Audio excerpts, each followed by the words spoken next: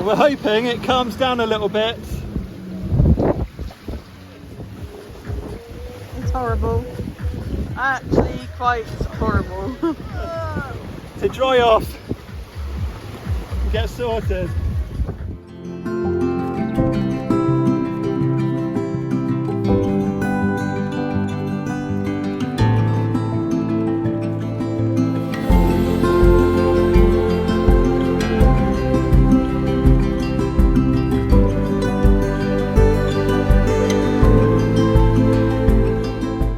This was such a pleasant place to be after such a stressful journey.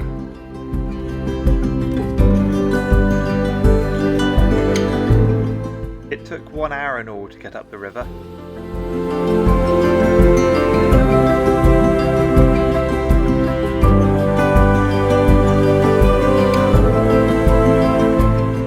We were well ready for our dinner.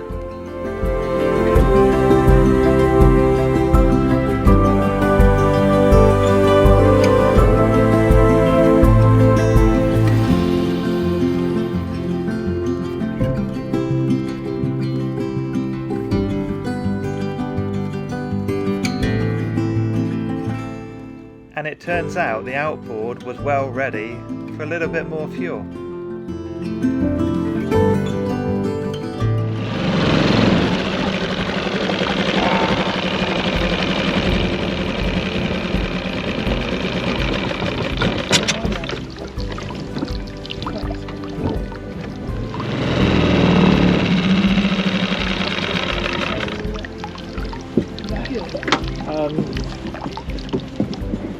I've stalled. I don't suppose.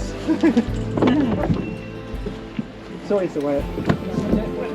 Yeah, so I'm just going to turn in and I'm going to get a few on this one. It's that journey up the river. Thank you very much. It's always one with anything. Yeah, it's the first time we've done it. First time you've done yeah, it? had a pretty hectic journey up here. Oh, it was a wild journey. It was picking up quite nicely. Yeah, it's amazing. Thank you. Yeah. Lovely. Thank you. That is really nice and quiet.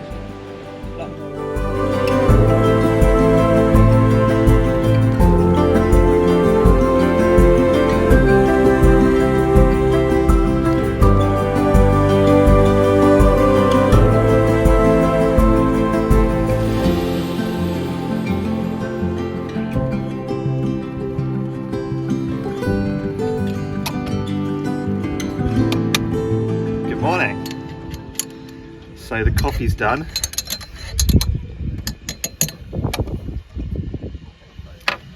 So once we've got the coffee, we'll just go over the passage plan. We had a good night's sleep, more or less. A little disturbed, but I think we both got a full night's sleep, which is good. Today, we can stay in the marina until midday. And conveniently the tide starts flowing, ebbing out of the river here at 11. So if we left at 12, we'd be going out with the tide, help us down the river. And then we have one key kind of criteria, which is to be through Hurst Point at 3 p.m. because then we'll be going through with the tide for a short while. Here's a coffee for you, Ray. Thanks. The wind's going to be a little less than yesterday. I think yesterday it was about 18, gusting 24, and today it should be more like 14, gusting 18. So hopefully it'll be alright, but we will be doing an upwind sail today, so it'll be a bit more heeling over, but also a bit more controlled. The waves are set to be about half the height they were yesterday, which is a good thing, but quite regular, so we'll have to see what that looks like. Regards kind of plans, if things don't go to plan, I think as we round Hurst Point we'll know what it looks like in the bay, and maybe we can check the webcam at the Isle of Wight as well and just have a little look at what it's looking like in the bay. But if things go pear-shaped, then I think we'll swing round into Livington, and worst case scenario, can take the boat back tomorrow when it's even calmer, or can just drop Rue off so she can take the bus home with the dog, and then I can face the weather.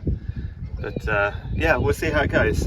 So I'll record some video when we're out there. In the meantime, we'll probably have a nice little walk around Beaulieu. Not Beaulieu, sorry, Bucklers Hard. We could walk to Beaulieu, but I don't think we have time. It's about probably a 30-minute walk there and back, and then 30-minute back. And yeah, I think we're all a bit knackered still. Ruth's legs feeling a little better, but still a bit achy. And my legs are feeling a little bit achy as well, just from the sheer terror from yesterday pushing against the edge of the boat. Anyway, we'll fill you in later. All right, we're going for a little walk around Bucklers Hard. Sorry, Bucklers Hard. Over there's Ayla. So let's take a little walk down here.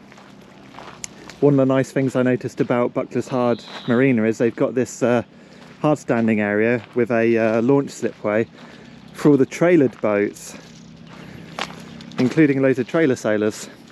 So in there we've got a couple of Beneteau first 210s. I've not seen any Jeanneau Sun 2000s like mine, but they would make for a nice place to launch the boat because then you can keep it fully rigged. Morning! Morning.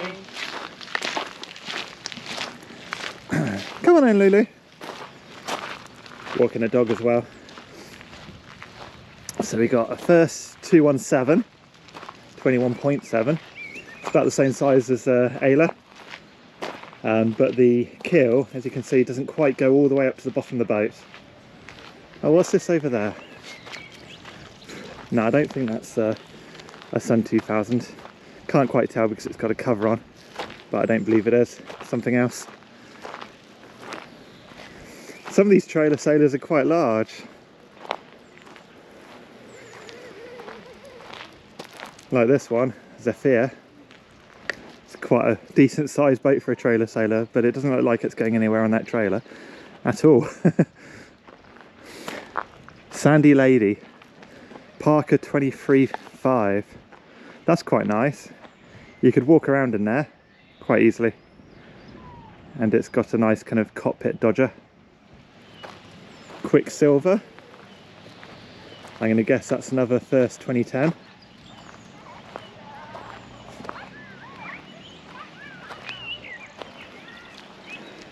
Now this one, I think that's a Red Fox. Looks like quite a sizable boat, really.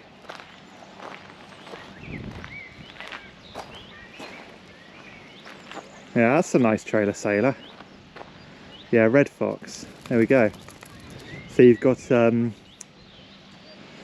centreboards, a port and a starboard one, and you lift up a different one depending on what tack you're on. That'd be quite a nice boat to have as a trailer sailor. Again, a little bit more standing room. I'm definitely missing a bit of standing room in Ayla. There's lots of crouching around. So something like Sandy Lady or Zephyr would be quite nice. Worth investigating. Looks like that's a luring keel, so it probably lowers up and down on a pulley system. I'm not looking to change my boat anytime soon, but I'm always keen to see what else is out there in case something fits me better. Because I've got no issue selling things and changing things up. It's like with caravans. I seem to have a different caravan every year. Oh! What's that dead ahead? No, that's not. I thought for a minute that was a Sun 2000, but that's another Beneteau first 210, I think.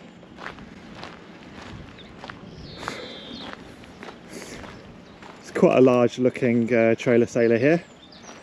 Meg BP30. Not sure what kind of boat that is. It looks kind of short, but it's got a very high freeboard. Wow. So yeah, we got a Beneteau first 210. Again, you can see the centreboard is kind of poking out the bottom, so you can't beach it. Go on then, Lulu. Let's have a little look up here, see what we got. Kite Runner 2.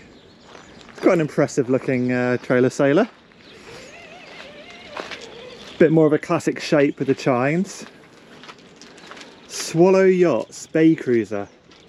Ah, Bay Cruiser. Somebody I met on holiday mentioned they had a Swallow yachts boat. Could be similar to this. I know some of them have water keels, so they're actually quite light to trailer. And this one's quite an impressive one. That's a big boat. Really high freeboard. Wow. Very high freeboard on that. That's a very impressive boat for a trailer sailor. Wonder how long she is. Twister.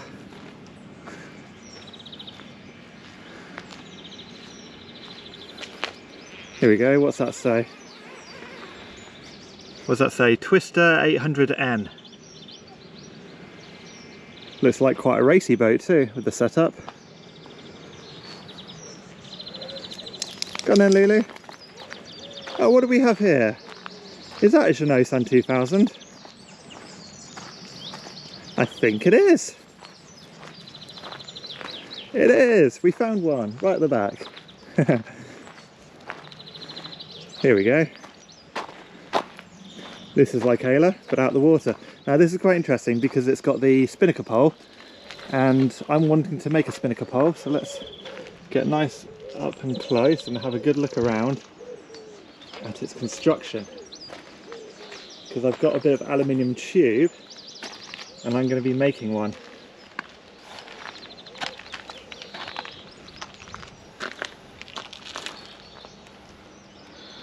So it clips onto there when it's being stowed away, and then it clips onto there when it's in use.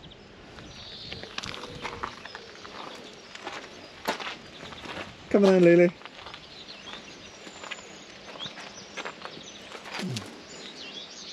There we go. Oh, that's an interesting one. That's quite a high freeboard. I think that might be a McGregor. Maybe. Yeah, can't really see a name on it. Not very attractive boats, but very practical. It had a good amount of cabin space, and it's quite thin though. Not very beamy. I'm happy with Ayla for now, but I think if we did more kind of overnight trips, I might want something a bit bigger in the cabin, because it was definitely quite cramped crouching around. Not very easy to do things like get changed in, but we slept okay and we had a decent night. Didn't have much room for a third person though, so I don't know if all three of us could camp. We might need to take some slightly smaller sleeping bags and things. That's an interesting selection of trailer sailors. Certainly opens my eyes up to what else is out there. There's a huge selection to look at here. Right, I'll have a little walk around with the dog, find a bin for this mess she left me, and then maybe just record a quick thing around Buckler's Hard village. Here at Buckler's Hard, among the quiet banks of the Beaulieu River, one of the Royal Navy's most storied warships was born. HMS Agamemnon was launched here in 1781.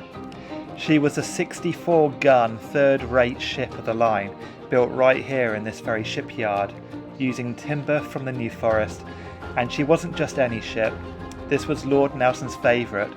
He commanded her as a young captain, and it was aboard the Agamemnon that he truly made a name for himself.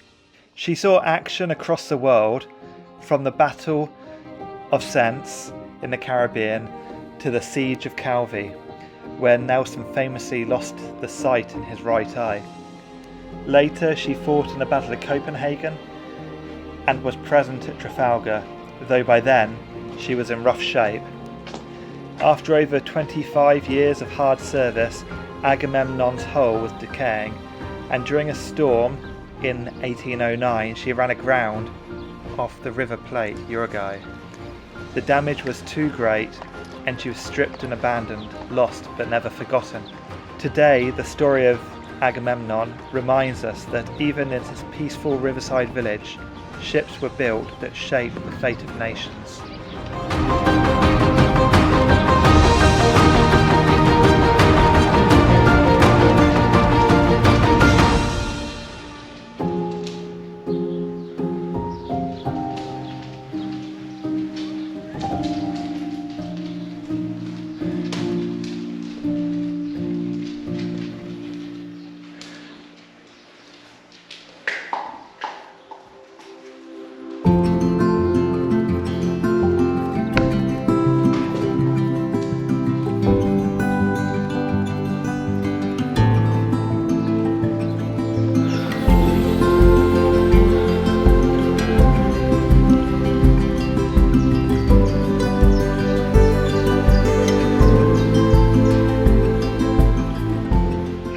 So welcome to Buckler's Hard. As per the displays, this town used to be where shipwrights lived, and they used to build fantastic cutters and galleons like these out of New Forest timber, and then they would be launched and built down at the bottom of this little hill. So all of these lovely cottages would once be occupied by the families who worked building these ships.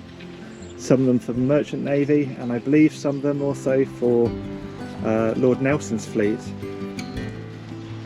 of gunships. It's a fantastic historical place, deep in naval history.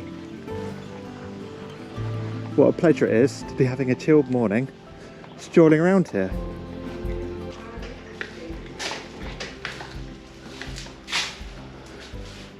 Here's a little display, life in the times that these ships were being built. We got here, looks like that boy's trying to grab the tool and do damage to his dad.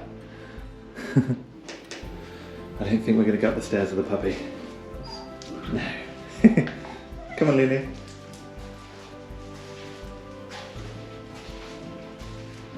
Bye, girls. And over here you have Henry's. We went there for dinner yesterday. Very nice dinner. The main meal and starter was lovely. The pudding was a bit below expectation. And it's not the cheapest place to eat, but really nice nonetheless. Here's a chapel. Lily had dinner with us in the pub. She had her dog food and water, while we had our human food. But yeah, so they used to build the hulls in situ down here in these kind of drying out areas. Must have been actually a magnificent sight when those ships were nearing completion. You'd be able to see them from quite far with their masts. And yesterday evening there was a wedding here at the crew bar, and all night, well, until quite late at least, but not all night. We had some nice party music as well, so we got quite an early night because we were actually exhausted from the sail over here. But we enjoyed kind of going to bed with the sound of nice music and people having fun. Some people don't like the disturbance of parties going on, but we quite like it. It makes for quite a nice atmosphere. Buckler's Hard, everyone. Oh, there goes Jessica. She was moored up close to us, and now she's underway. Going quite quickly down the river. Yeah, so these drying out slipways is where the boats were built. The Duke's bathhouse. So this little thatch roof house was built by the Duke for his son, who had, I think, was it arthritis, and they've got maybe a saltwater pool for him to bathe in to stay comfy. Let's go back to Ayla. Thanks for taking the time to watch the video. I really appreciate all your comments and feedback. I'm going to try and do a better job on the soundtracks. And regards the last video, for us it was extreme weather and more than Ayla was set up to handle, especially with the crew. In the next video you'll see the return trip, which unfortunately wasn't any smoother, but that's for next time. Until then, please like the video, subscribe to the channel, and do leave your feedback. Thanks, goodbye.